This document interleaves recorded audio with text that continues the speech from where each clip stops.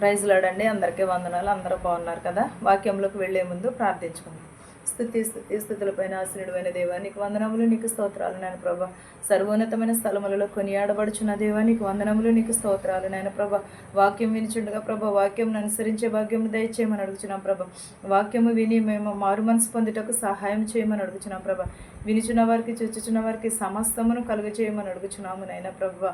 ప్రతి ఒక్కరూ మారు మనసు పొంది నిజమైన రక్షకుడు నువ్వని తెలుసుకున్నటకు సహాయం చేయమని నా ప్రార్థనని పాసాన్ని చేర్చుకోమని అడుగుచున్నాను తండ్రి. ఆమేన్. మార్కు 11వ అధ్యాయము 22 నుంచి 24 వరకు చదువుకుందామండి. అందుకు యేసు వారితో ఇట్లా నేను, మీరు దేవుని యందు విశ్వాసముంచుడి. ఎవడైనను ఈ కొండను చూచి నీవు ఎత్తబడి సముద్రంలో పడవేయబడుమని చెప్పి తన మనసులో సందేహింపక తాను చెప్పినది జరుగునని నమ్మిన ఎడల వాడు చెప్పినది జరుగునని మీతో నిశ్చయముగా చెప్పుచున్నాను. అందుచేత ప్రార్థన చేయనప్పుడు మీరడుగుచున్న వాటినెల్లా పొందుచున్నామని నమ్ముడి, అప్పుడు అవి మీకు కలుగునని మీతో చెప్పుచున్నాను. ఏంటదండి? అందుకు యేసు ఏమనుచున్నాడంటే, అందుకు యేసు వారితో ఇట్లా నేను, మీరు దేవుని యందు విశ్వాసముంచుడి. విశ్వాసముంచి దేవుడు మనం ఏదైతే అడుగుచున్నామో దేవుడు అది మనకి అనుగ్రహిస్తున్నాడని నమ్మితే ప్రతిదీ కూడా మనకు స్వస్థత కలుగుతుంది. మనము బాధలో ఉండొచ్చు, మన వ్యాధిలో ఉండొచ్చు, కానీ మనకి రోగంలో ఉండవచ్చు, కానీ వాటన్నిటిని కూడా మేము స్వస్థత పొందుతున్నాము దేవుని యందే అని మన హృదయంలో మనము నమ్ముకుంటే మనకి అది కలుగుతుంది. సందేహింపకుండా నమ్మాలి. దేవునితో మనము సహవాసమును కలిగి నమ్మాలి. దేవుని యందు విశ్వాసమును కలిగి నమ్మాలి. అతడు చెప్పినదెలను కూడా జరుగును. ఎప్పుడంటే మనం దేవుని యందు నమ్మకమును ఉంచినప్పుడు అతడు ఏమన్నాను కూడా జరుగుతుంది. ఎవరు అతడు అనగా యేసుక్రీస్తు వారు. యేసుక్రీస్తు వారిని నమ్మిన ఎడల మనకి సమస్తమును కూడా సాధ్యమవుతుంది. మనము అందుకు యేసు నా యందు మీరు విశ్వాసం ఉంచుడు అంటున్నాడు. ఈ కొండను మనం ఎత్తగలమా? కొండను మనం ఎత్తలేం కదా, కానీ దేవుని సెలవిస్తే ఆ కొండ తీసి కూడా మనము సముద్రంలో పడవేయగలిగే అంత శక్తి దేవుడు మనకిస్తాడు. మనం ఏం చేయాలంటే దేవుని యందు విశ్వాసమును కలిగి ఉండాలి. దేవుడు నన్ను స్వస్థపరుస్తాడు. ఈ ప్రార్థనల యందు నేను స్వస్థత పొందుతాను. నేను ప్రార్థన ద్వారానే నేను ఏదైనా కూడా సాధించగలననే నమ్మకం ఉంటే కూడా దేవుడు మనకి కలగజేస్తాడు.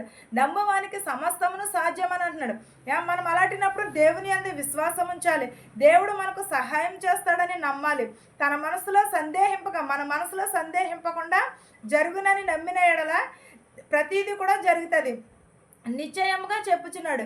మన యందు నిశ్చయముగా ఏమంటున్నాడు? ప్రతిదీ కూడా జరుగుతుంది. దేవుని యందు నమ్మిక ఉంచమని అంటున్నాడు. అందుచేత ప్రార్థన చేయనప్పుడల్లా మనం ఏం అడుగుచున్నామో అది మనకి జరుగుతుంది. అది మనకి స్వస్థత పొందుతాం. మనము దేవుని యందు ప్రార్థిస్తే మనకి స్వస్థత కలుగుతుందని మనము పొందాలి. నమ్ముడి, అప్పుడు అవి మీకు కలుగునని చెప్పుతున్నాడు. మనం ప్రార్థన యందు మనం నిలకడగలిగి ప్రార్థన యందు మనం నిలవబడి మనం ప్రార్థన చేస్తే మనకి సమస్తమును కూడా జరుగుతుంది. మీరు ఒకరి మీద విరోధమైనను కలిగి ఉన్న ఎడల మీరు నిలువబడి ప్రార్థన చేయనప్పుడల్లా వారిని క్షమించుడి. ఏంటది? ఒకరికి విరోధం ఉన్నదనుకో, మనం ప్రార్థన చేయించుకున్నప్పుడల్లా కూడా వారిని క్షమించమని అడగాలి. అప్పుడు మన పాపములు కూడా క్షమింపబడతాయి. పరలోకమందున మీ తండ్రి కూడా మన పాపములను క్షమిస్తాడని చెప్పుచున్నాడు. మనం ఎవరినైతే మన శత్రువులనేంటి, మిత్రులనేంటి ఎవరినైతే మనము క్షమిస్తామో అప్పుడు మనల్ని కూడా క్షమిస్తాడు దేవుడు. మన పాపములను కూడా క్షమిస్తాడు. మనం ఏం చేయాలంటే విశ్వాసమును కలిగి ఉండాలి. మనము జరుగుతుంది, ఇది మనకి కంపల్సరీ జరుగుతుందని మన నమ్మకంతో ప్రార్థిస్తే ప్రతిదీ కూడా మనకి జరుగుతుంది. ఒకవేళ నమ్మకం లేకుండా మనం ప్రార్థన చేసామనుకో, ఎంత ప్రార్థన చేసినా కూడా అది వ్యర్థమే. మనము దేవుని యందు నమ్మకమును ఉంచి విశ్వాసము నుంచి మనం ప్రార్థన చేస్తేనే మనకి ఏదైనాను సరే జరుగుతుంది. సమస్తమును కూడా మనకి జరగాలని దేవుని యందు ప్రార్థన చేస్తే సమస్తమును కూడా జరుగుతుంది. మత్తయి 10వ అధ్యాయము 8వ వచనము ఒకసారి చూద్దామండి. మత్తయి 10:8. రోగులను స్వస్థపరచుడి, చనిపోయిన వారిని లేపుడి, కుష్టు రోగులను శుద్ధులుగా చేయుడి, దెయ్యములను వెళ్ళగొట్టుడి, ఉచితముగా పొందితిరి, ఉచితముగానే ఇయ్యుడి. ఏమంటున్నాడు దేవుడు? రోగులను స్వస్థపరచుడి. అవన్నీ కూడా ఉచితముగానే మీరు పొందుకుంటున్నారు కాబట్టి మీరు ఇచ్చేటప్పుడు కూడా ఎదుటి వారికి ఉచితముగానే ఇవ్వండి. ఉచితముగానే మీరు పొందుకొనండి.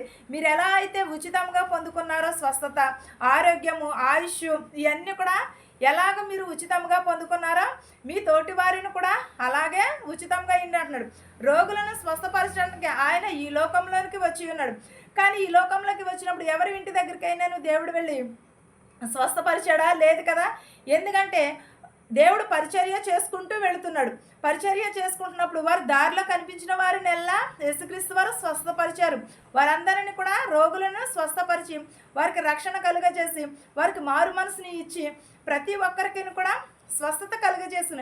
కానీ ఎవరి ఇంటి వద్దకు కూడా వెళ్ళలేదు. ఒకవేళ దెయ్యం పెట్టిన సమరయ స్త్రీ కుమార్తెను కూడా అక్కడ నించిన దగ్గర నుంచి, అమ్మ నీ విశ్వాసము గొప్పది, నీ కుమార్తె స్వస్థత పొంది ఉన్నదని చెప్పి ఉన్నాడు. వెంటనే ఆ మాటతో ఆమె కుమార్తె స్వస్థత పొంది ఉన్నది. ఎందుకంటే ఆమె విశ్వాసము గొప్పది కాబట్టి. మనము కూడా అలాగే మనము పరిచర్య చేసుకుంటూ వెళుతున్నాం, పరిచర్య చేస్తున్నాం. అంటే మనకి వచ్చి వారు మనల్ని పిలుస్తున్నారు. పిలిచి అమ్మ నా ఇంటి దగ్గర ప్రార్థన పెట్టండి, అమ్మ నాకు స్వస్థత కావాలి, నాకు ఆరోగ్యం కావాలి, నా ఇంట్లో మనశ్శాంతి లేదు, నా ఇంట్లో ఫలాంది కొదువై ఉన్నది, నా ఇంట్లో ఫలాంది ఉన్నది, నా ఇంట్లో రోగం ఉన్నది, నన్ను స్వస్థపరచుము, నా గుమ్మం దగ్గరికి వచ్చి ప్రార్థన చేయము అన్నప్పుడు వెంటనే ఆమె స్వస్థత పొందినట్టే నమ్మాలి. ఎప్పుడైతే ప్రార్థన అడిగి ఉన్నదో, ఎప్పుడైతే ప్రార్థన కోరి ఉన్నదో అప్పుడే ఆమె అడిగేదానికి ప్రతిఫలము పొంది ఉన్నదని నమ్మితేనే అది జరుగుతుంది. ఒకవేళ నమ్మకం లేకుండా మనం ఎన్ని ప్రార్థనలు పెట్టుకున్నా అది వ్యర్థమే. ముందు మన విశ్వాసమే మనల్ని రక్షిస్తుంది. ఒక చిన్న ఉదాహరణ చెప్పుకుందాం. ఏంటంటే ఒక చిన్న ఉదాహరణ, ప్రార్థన అంటే ఏమిటంటే అర్థం, ప్రార్థన అంటే ఒక చిన్న పదమే అది. కానీ ఇంటితో పోలిస్తే అది ఎలా ఉంటుందో ఒకసారి చూద్దాం. ఇంటితో పోలిస్తే తలుపు చాలా చిన్నది, కానీ తలుపుతో పోలిస్తే తాళం చాలా చిన్నది. దానితో తాళం కప్పతో పోలిస్తే తాళం చెవి చాలా చిన్నది, కానీ ఆ తాళం చెవి మొత్తం ఇంటిని అంతటిని కూడా తెరుస్తుంది. ఒక చిన్న తాళం చెవి ఇంటి గుమ్మములను, ఈది గుమ్మములను ప్రతి ఒక్కటిని కూడా చిన్న తాళం చెవి ఇల్లు అంతటిని కూడా కాచి కాపాడుతుంది. ఇల్లు అంతటికి కూడా రక్షణ ఏంటది? ఒక్క చిన్న తాళం చెవి. ఇల్లు కన్నా తలుపు చిన్నది, తలుపు కన్నా తాళం కప్ప చిన్నది, తాళం కప్ప కన్నా తాళం చెవి చాలా చిన్నది. కానీ వీటన్నిటిని కూడా ఒక్క చిన్న తాళం చెవే ఇల్లంతటిని కూడా రక్షిస్తుంది. కానీ మన ప్రార్థన కూడా ఒక చిన్న ప్రార్థనే మొత్తం కుటుంబములన్నిటిని కూడా ఆశీర్వదిస్తుంది. మన ఇంట్లో వారందరికీ కూడా ఆశీర్వాదకరం ఏమిటంటే ఒక చిన్న ప్రార్థనే. ఆ ప్రార్థనే మనకి స్వస్థతనిస్తుంది. ఆ ప్రార్థనే మనందరినీ కూడా రక్షిస్తుంది. ఒక చిన్న ప్రార్థనే కదా అని అనుకుంటాం మనం, కానీ ఒక చిన్న ప్రార్థనలో ఎన్నో స్వస్థతలు, ఎన్నో ఆయుష్లు, ఎన్నో రోగములు వెళ్ళిపోతూ ఉంటున్నాయి. ఎంతోమంది స్వస్థత పొందుతూ ఉంటున్నారు ఒక చిన్న ప్రార్థన వలనే.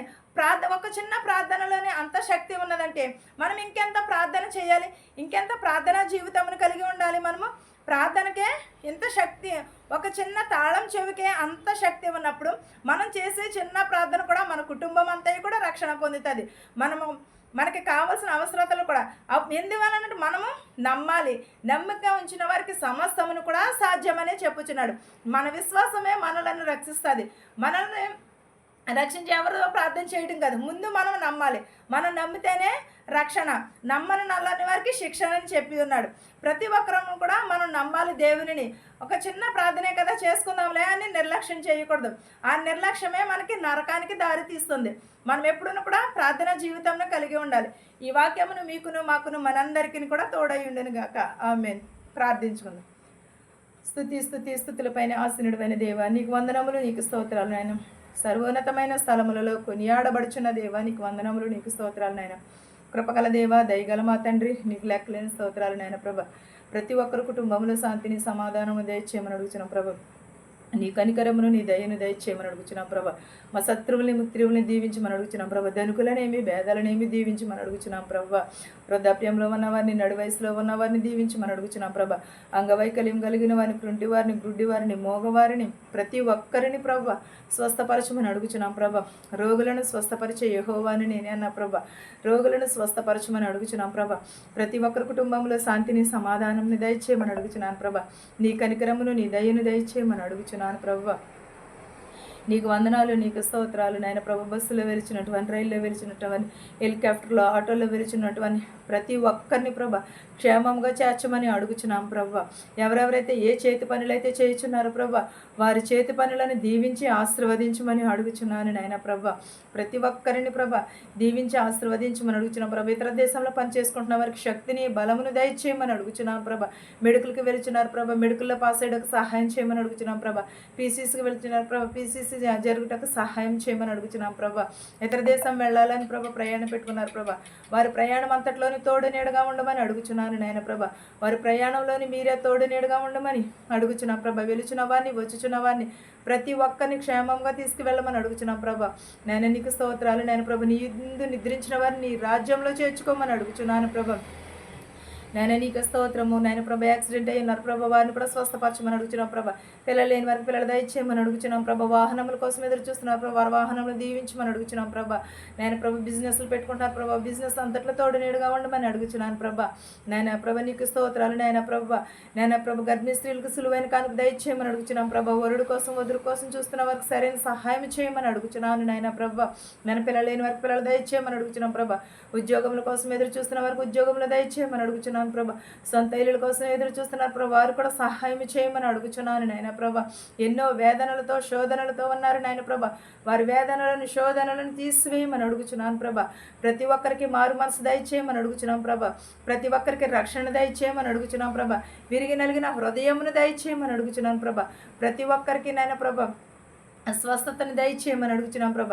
నిజమైన రక్షకుడు నువ్వని తెలుసుకునేటకు సహాయం చేయమని నా ప్రార్థనను నీ పాద సన్నిధి చేర్చుకోమని అడుగుచున్నాను తండ్రి. ఆమేన్.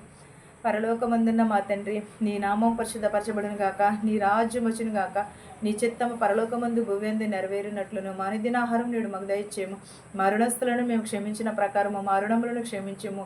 మా దృష్టి నుండి, శోధన నుండి తప్పించము. రాజ్యమును, శక్తియు, మహిమయు నిరంతరము నీవై ఉన్నావు మా తండ్రి. ఆమేన్. ఆమేన్. అందరికీ వందనాలు.